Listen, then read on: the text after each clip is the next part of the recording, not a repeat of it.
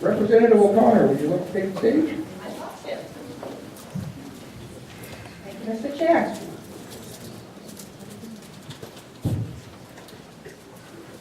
Good afternoon. My name is Beth O'Connor. I represent House District Number 5, which is Berwick and North Berwick. I'm the Southern Belle here, and I have the great opportunity today to introduce Governor LePage. And I'm going to tell you, it was probably about 10 years ago. He was mayor of Waterville, and he wrote a letter to the newspaper endorsing the Taxpayers' Bill of Rights.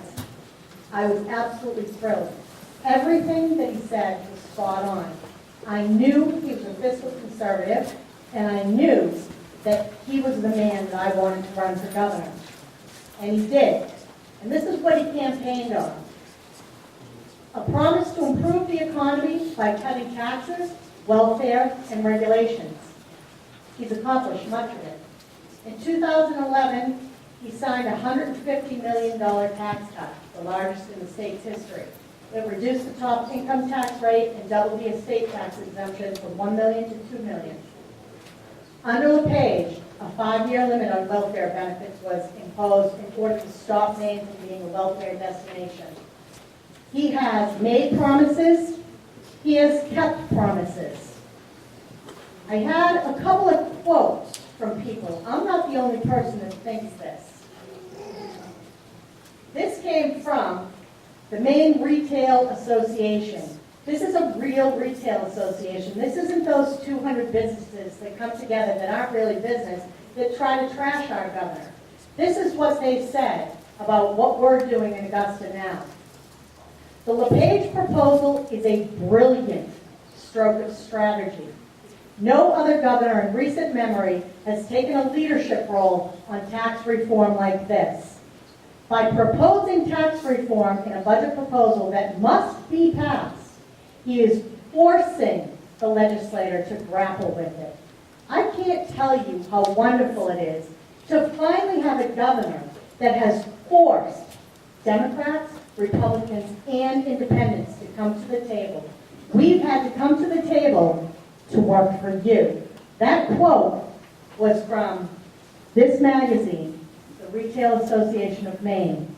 He also, from the Americans for Tax Reform, has called his, and naturally I can't find it here, if I wasn't ready for this. We started too quick on time, imagine that.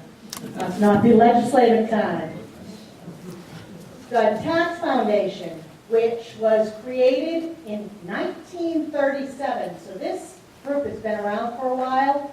They said, Governor Paul LePage of Maine is the first governor to put a serious tax reform proposal up for conversation in 2015. When Governor LePage took office, the Tax Foundation was established in 1937, as I said.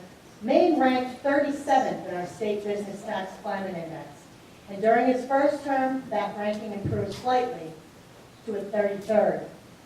Should Maine's legislature adopt the governor's proposal, Maine would move to 23rd in our rankings, reflecting improvements in both rates and structure. That's a pretty darn good recommendation.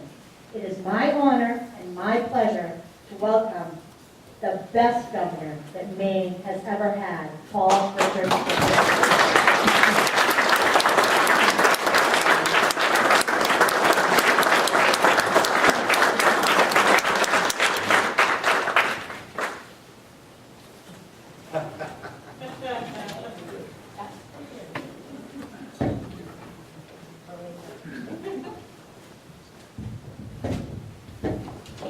I can't speak at hold anything, because then I won't be able to speak at all.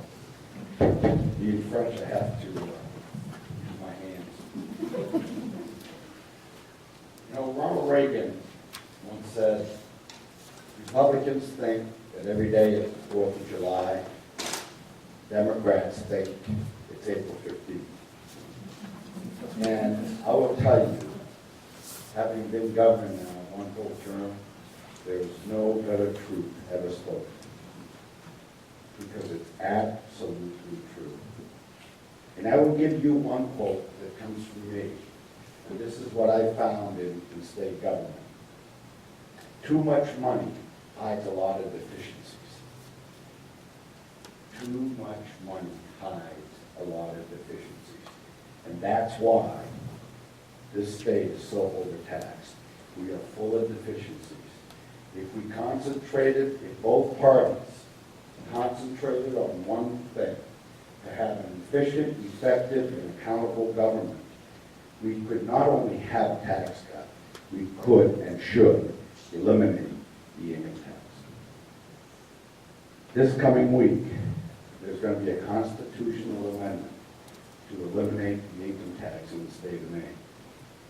And I'm pledging to you that for every single day for the rest of my term as your governor, I will fight to get rid of the income tax. And not only am I fighting,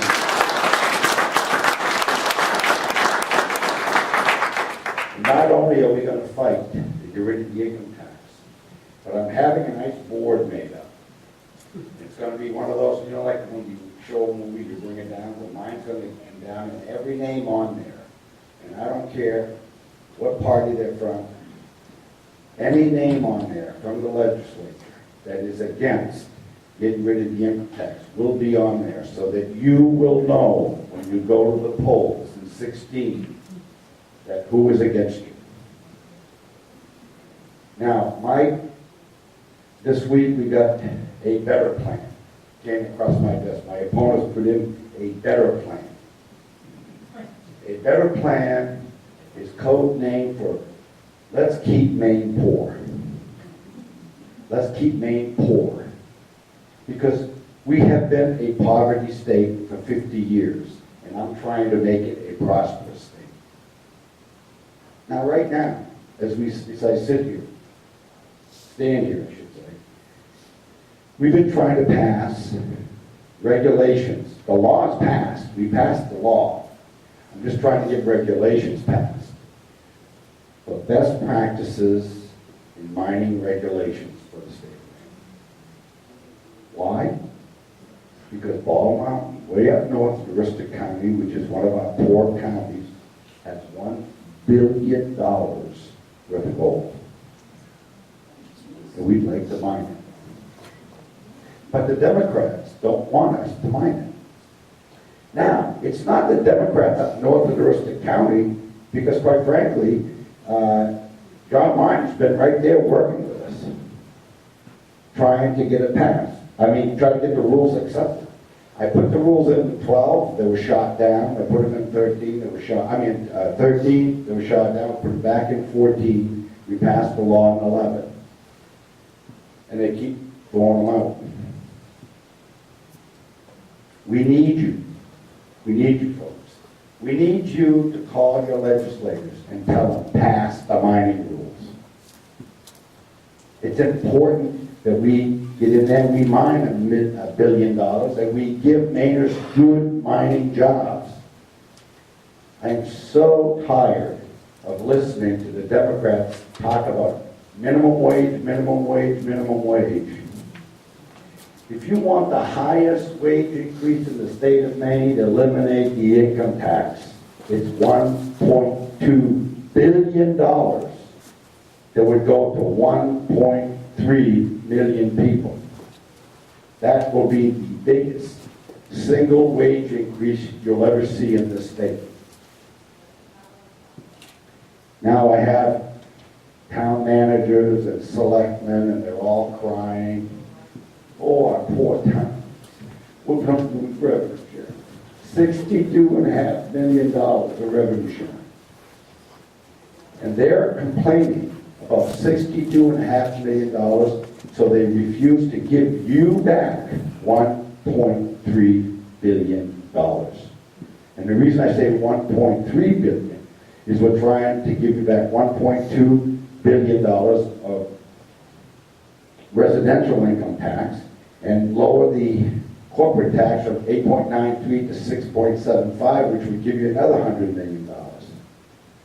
So that's $1.3 billion that I want to put back in the economy so you can do with what you want with your money.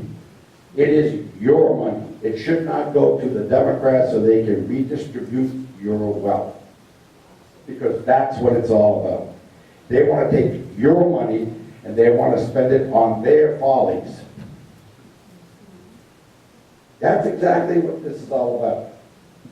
It's taking your money and spending it on their follies.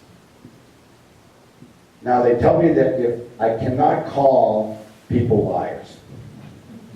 So I've learned a new way. I cannot call anybody a liar. So now I'm going to call it ideological fabrication.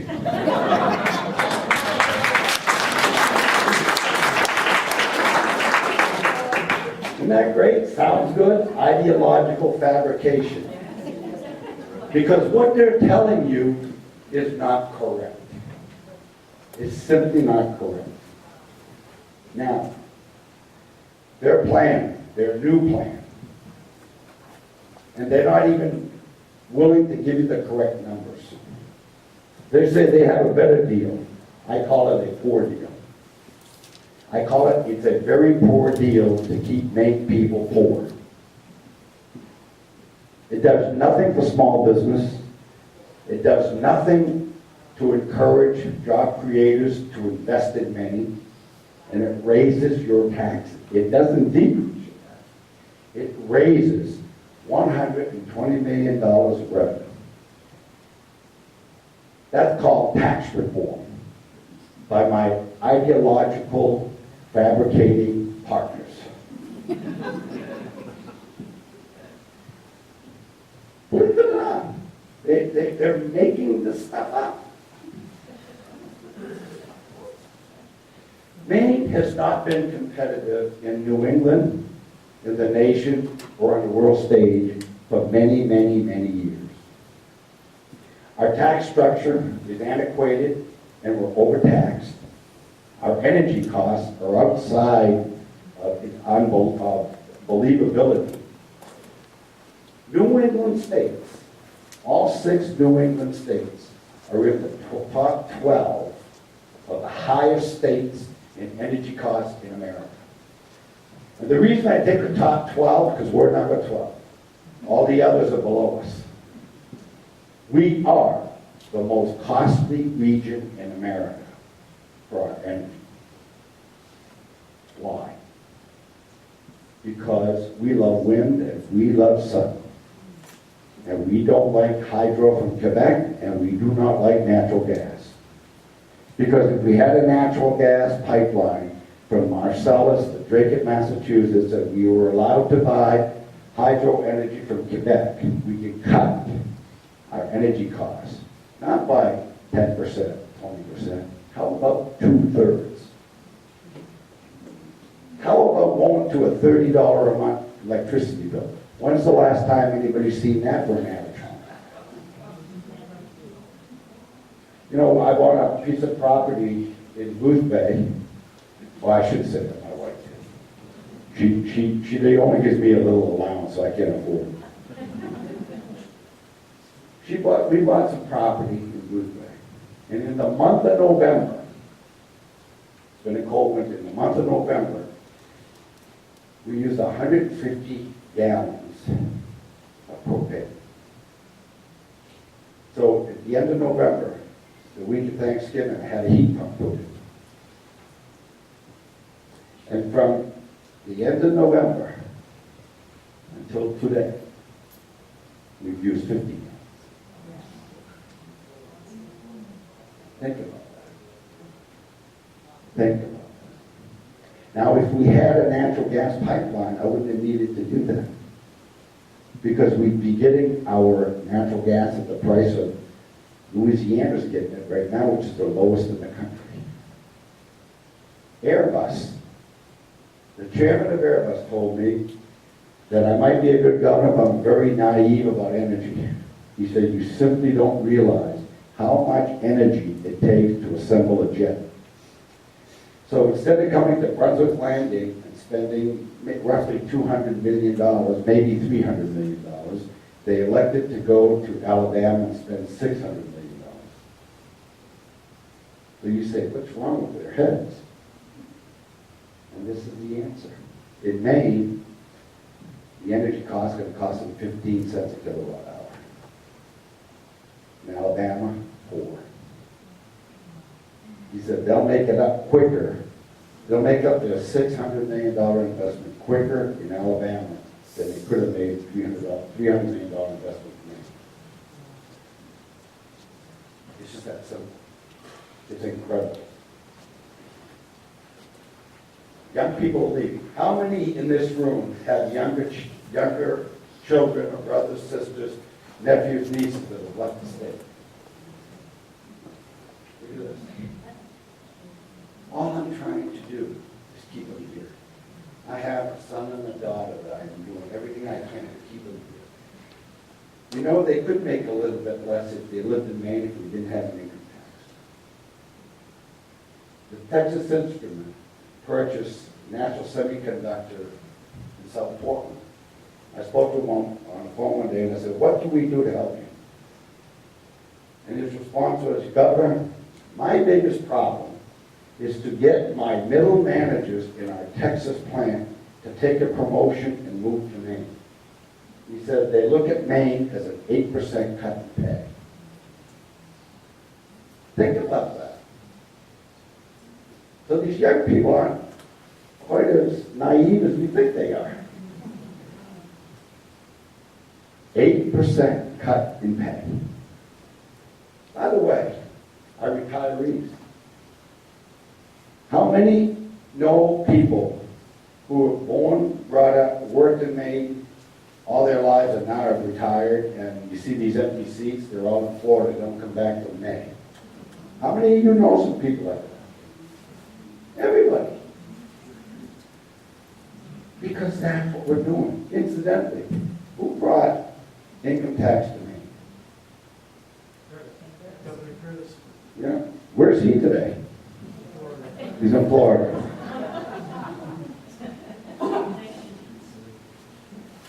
You know, it's just amazing. What we're trying to do here with this budget is first we're going to have a constitutional amendment. I don't, quite frankly, think it's going to pass this session. I'm going to push to get it past this session, but I wouldn't be a bit surprised if it doesn't. But next year's election. And I'm not giving up. I am not giving up. Everything I do from here on out is to help Maine people lower their tax burden and lower their energy costs. And I am going to fight to get that constitutional amendment passed because, as I said earlier, too much money hides too many deficiencies. We simply don't need it. And all these town managers and these local community elected officials who are concerned about revenue sharing, let me tell you, they may be concerned about their towns, and I commend them for that. But they're not concerned, as I am, for the people who live in their town. I'm concerned about you who live in town. They're concerned about the town. There's a real slightly big difference there. It's like a major difference. It's like I'm concerned about them taking money out of your pockets. Now, what's the best form of government? Local government. If you come to Augusta and you raise taxes, you go home, you can say, I voted against it. It's the guy next to me and the guy next to me. The other person to my right and the other person to my left, they love to raise taxes. But when you're the local government, you raise taxes, you know it. When you go to the grocery store, the barber shop, the dentist, you know it every day. So you're a lot more cautious. And that's why I think it's important that we get rid of the income tax and we put the burden on the sales tax, the consumption, and on property tax. And I'll tell you why consumption. We got 1.3 million people that pay the income tax in the state of Maine. I believe we should eliminate it, increase the sales tax to 6.5%, and broaden it. And the reason why? We get over 30 million people who visit this state every year. We get about 26 million that visit us between May 31st and Labor Day. Let's get them to pay a little bit more.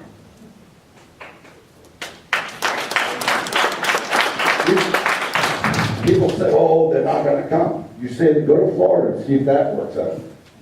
Florida has got very high sales tax, and it's a tourist state.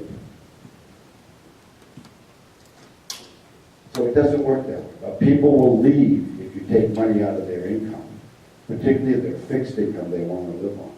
So what my budget does, this budget's going to cut $300 million immediately. It makes Maine more competitive.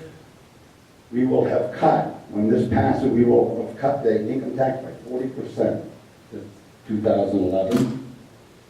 It will bring us, as you heard earlier, from 33rd in the state to 23 on the residential side, and 45th to 17 on the corporate side. And that's only by taking it from 8.93 down to 6.75. So we are so far out of line on corporate taxes, not to mention that the federal government is out of line. So we should not be concerned, and we should not be angry when Burger King decides to go to Canada. They're smart. They're actually smart. Do I like it? Of course not. But we're forcing their hand. It's just like Ronald Reagan again. You know, he started out as a real strong union advocate.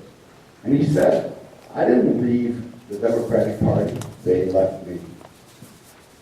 Because they've gone so far. The whole concept of redistributing people's wealth is wrong. So my budget goes one step further. It eliminates the death tax, or the estate tax, as we call it. We take the tax off pensions for the military immediately. And the reason I'm doing that is because in 2016, there's going to be a shrinking of the active military as well as the reserves and national guards. Those who will retire, I would like them to look at Maine as a place to come and retire. They're younger people, they can start a second career, and I think that's very important because we are the oldest state in the union. We need to get younger people here. And this is why. 14,000 people die every year in the state of Maine. 12,000 are born. 1,000 of those 12,000 are addicted to drugs. Now you're down to 11,000. Of the 11,000, you have every other genetic disease there possibly is, and you're not roughly another 700. So you get roughly about 10,300 babies born that will grow up to be contributors to the state, if you can keep them here. We can't sustain ourselves. We cannot sustain this society. At some point, we're going to be faced either joining Massachusetts again or New Brunswick. Because we just can't sustain ourselves. Now, I will agree that we're not a very diverse society and we can bring people in. But rather than bring in the illegals, why don't we bring in those that have been educated from other countries and bring them in so they can contribute immediately? So maybe we should tell our congressperson here, along with the rest of the delegation, that let's get going on immigration reform and fix it.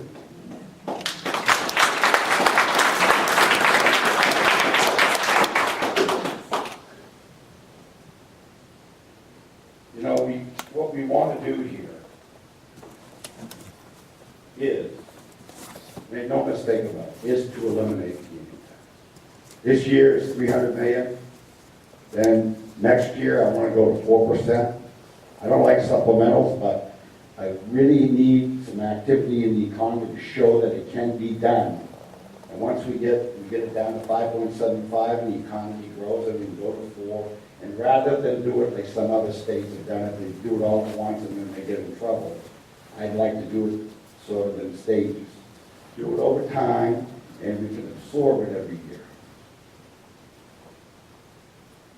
As far as the municipal budgets go, I've been a mayor, 8 years. I went to Waterville as the mayor. Taxes were about 28 mils. Over 8 years, I got them down to 21.5, 21.7, I think it was. And I left. And the lack of discipline, they're right back up to where they were before I went there. So, if anybody tells you that you can't cut, yes, you can cut. It's not necessarily cutting that concerns me. It's efficient, effective, and accountable. You can be efficient, effective, and accountable. And I'll give you an example. The former president of the Senate was riding a bus from Portland to South Portland, about 1.5 miles, and complaining that we should keep our welfare office in Portland. And so we are saying we're going to go to South Portland. So let me give you the bottom line of that whole transaction. We built a building in South Portland, and we went into a 30-year lease. In 30 years from today, from 2015, in 30 years, the rent in the building that we moved to, the brand spanking new building by the airport, will cost the state $1 a square foot less than what we were paying when we left Portland last January. We are going to be saving the state $14 million in rent, $800,000 a year. You know, you put a few 800,000s on top of each other, it becomes real money. So that's what I talk about when we say efficient, effective, and accountable. It's to find out ways that you need to make it more efficient for everybody. I'll tell you another one that's really heartbreaking is we owe the federal government $50 million. When they come and collect it, I don't know. But let me tell you what it's for. It goes way back to Angus King. He decided, along with my predecessor, John Frary, they decided not to ask people on welfare to go look for a job. It's a federal requirement. Now they're telling us, you owe us $15 million. Because we didn't do it. I didn't think of that. That wasn't my brainchild of forcing people to go to work. It's the law. I was just following the law. They tell me when I was elected that we live in this society of law and order. I'm not so sure about that. I'm not so sure that people who run for public office are always honest. They speak out of both sides of their mouth sometimes. I do know that. I've tried it, but it's French and English. It gets all jumbled up.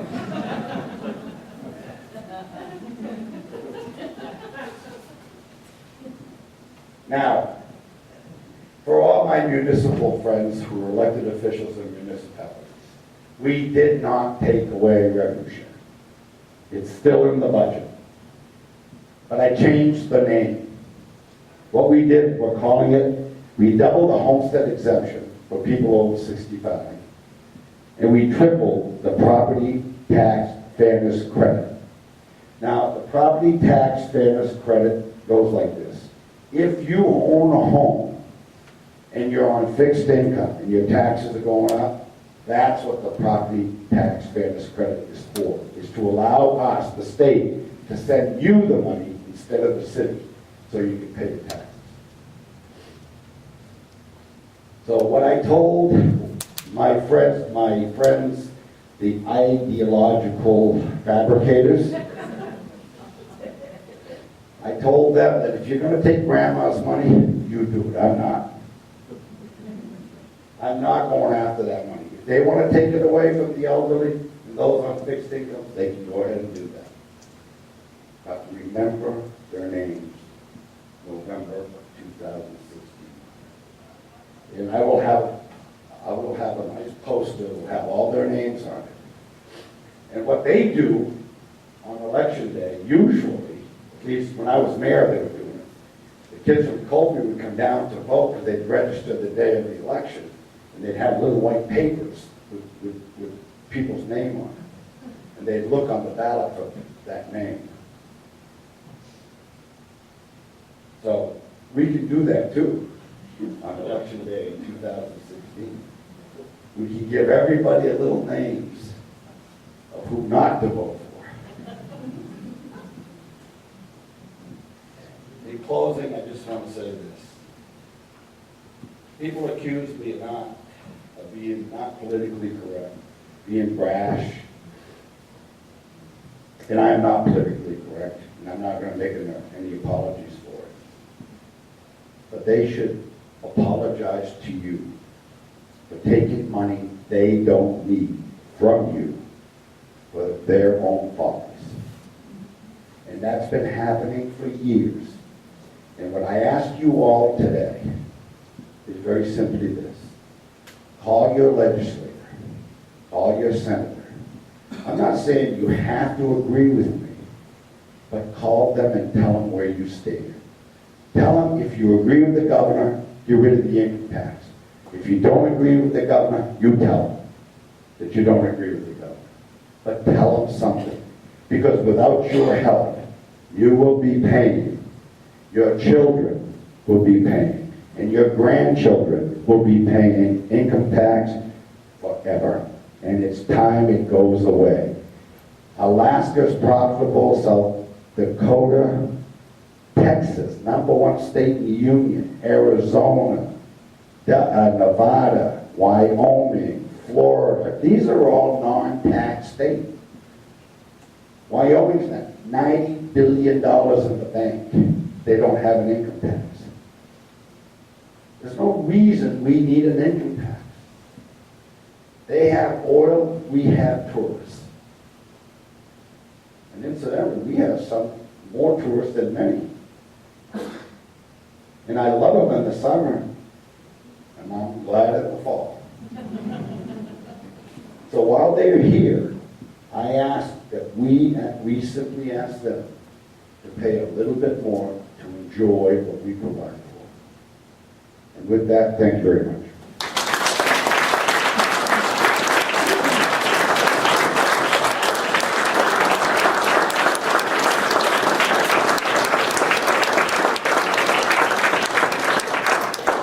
Thank you, Governor. And as a business owner and taxpayer in the city of Waterville, we tell you that we miss you, but we're damn glad you're where you are. Another round for Governor.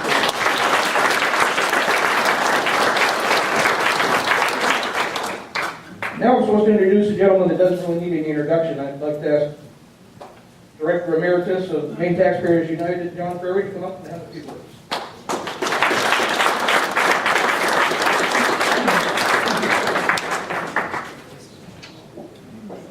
Thank you. Now, I'm going to step outside the program a bit and comment on Ken Curtis's masterpiece, the income tax.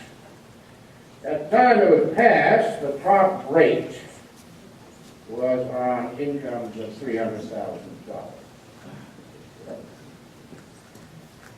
And now, what was it when the governor came in? Top rate fell on how much? 19,000. That's in Democrat terminology, that's called progress. Now, there was an attempt by Charlie Creighton to institute the bracket restrictions. It passed, and then the legislature overturned it. It was not a Republican legislature that overturned it. Now, I'll revert to one more point the governor made. About 50 years ago, New Hampshire and Maine, and all those report statistics were about neck and neck. There was not a gap between the two. Now, in the years since then, the dominant party in New Hampshire is the Republicans, and the dominant party in Maine, the Democrats. And the gap has widened, and not as bad as in Maine. However, this has all been explained, if you pay attention. It turns out that Massachusetts has moved closer to New Hampshire than Maine. And of course, we're at the end of the geographic planet Earth. You've never heard of New Brunswick here or Quebec in Democratic circles. But anyway, I want to complete those remarks before I get on to my task of the day. Now, I'm going to have a show of hands here with your cooperation. I want everybody here who is able to name the current treasurer of the state of Maine to raise their hand. Well, there's a significant fact right there. Can you name this treasurer? Well, Terry Hayes. okay. Be 25 cents for you after the meeting. What is that after taxes? Terry Hayes, of course, is worth remembering because she was elected as an unenrolled. She became unenrolled because the unions in the state of Maine tried to bully her, and she said, well, what the hell with you? She's unenrolled, and now she's in favor of the right to work law.